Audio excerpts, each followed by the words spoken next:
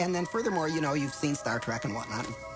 Beam me up, Scotty. Beam me up, Scotty. So it all seems sort of, oh, well, you know, what does that really mean? But you've got to really stop and think about what that means, that it's the same object and it's in two places at once. And people tinker in the lab and they get angry about things and they have lunch and they go home and they lead their lives just as though nothing utterly astounding is happening, because, of course, that's how you have to go about it. And yet there is this completely amazing magic sitting right in front of your eyes.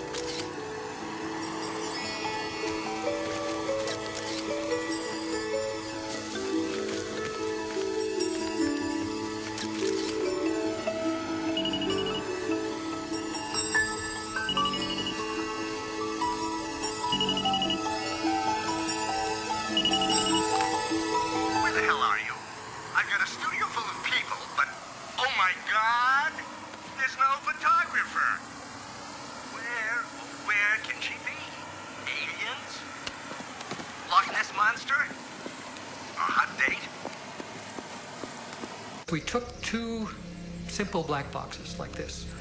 Inside is a very simple electric circuit with a few diodes, oscillator, EEPROM, some resistors and capacitors. Basically, that's it. We wrap one in aluminum foil. We put it in an electrically grounded Faraday cage. The other we set on a tabletop around which four very well qualified meditators, highly inner self-managed individuals sit. And they go into a deep meditative state. They cleanse the environment. They make it essentially a sacred space using their mind cleansing procedures and their intentions. And then one of the four speaks the specific intention for this device. The intention is to influence a particular target experiment. Might be to increase the pH of purified water by 1 full pH unit, or to decrease the pH by 1 full pH unit. We've used these devices on all those experiments and have been robustly successful. In the meditative process, then after one speaks the particular intention, it's held various ways by the four for maybe 15 minutes, and then so be it, it's let go. And then a subsidiary intention is stated to seal that imprint into the device. We take one of these devices with its aluminum foil, we put it in a soft package, we put it in a FedEx packet, we ship it 2,000 miles away to the laboratory we were using up in Minnesota. And as soon as it arrives there, it goes into its own electrically grounded Faraday cage. The next day we do the same with the control. The experiment is running, and basically then one just takes the device out, sets it beside the experiment within 6 inches to a foot, and turns it on for a period of time. That's it. Now, we learned over some period of time that there was another factor. We found that the use of these, we call them intention imprinted electrical devices, the continued use of this somehow conditions the space to some higher level of symmetry. And we start getting new phenomena. That is, the devices work. That is, the pH, which is normal, starts rising 1 full pH unit, if that was the imprint, or starts dropping. If you go 1 full pH unit or beyond, you're dead. I mean, that's what it means to a human.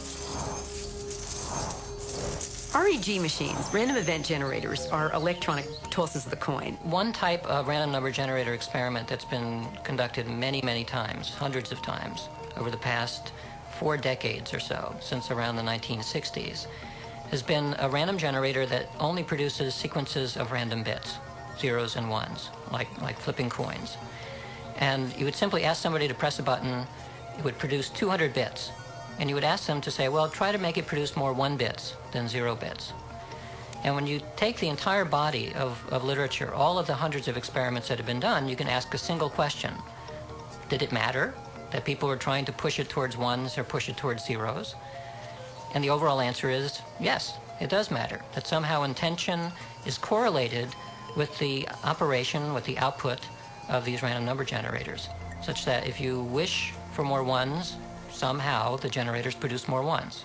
So when they talk about in quantum physics being a completely arbitrary and random process, what they're not accounting for is the extraordinary effect of human thought, of human intention. When the O.J. Simpson trial was going on, lots of people are watching television because of the courtroom drama that was unfolding. And Radin intuited that there must be a lot of intention going on at the time when the courtroom drama is strong. So he hired a bunch of psychologists who kept track of the courtroom drama. At the same time, Radin was studying the behavior of random number generators.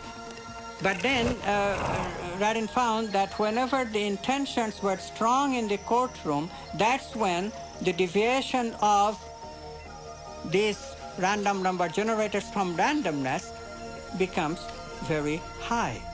This leads naturally to wonder, are people affecting the world of reality that they see? You betcha they are.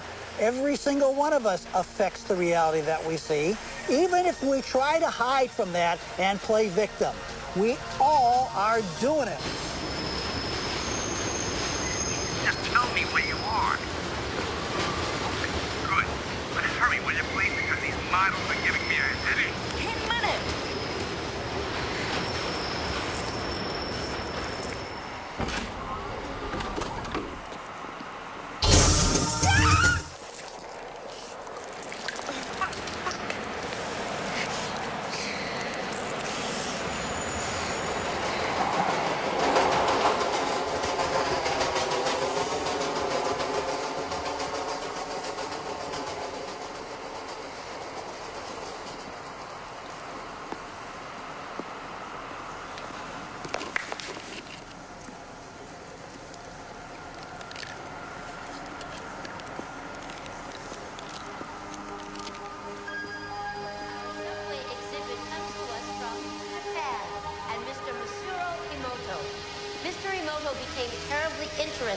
In the molecular structure of water and what affects it. Now, water is the most receptive of the 4 elements. Mr. Emoto thought perhaps it would respond to non-physical events. So he set up a series of studies, applied mental stimuli, and photographed it with a microscope. For one sample of water, we drop about 0.5 cc's onto each 50 petri dishes. Then we take those 50 petri dishes and freeze them in a freezer at minus 25 degrees Celsius for about 3 hours. We take those frozen samples into a refrigerator that is set at minus 5 degrees Celsius, where a microscope with a camera is set up. There we take photographs of each of the 50 water drops individually. We first take photographs of water that we did not put any information in. Then we take the water with information and do the same procedure just described. We take those before and after photographs and compare the differences.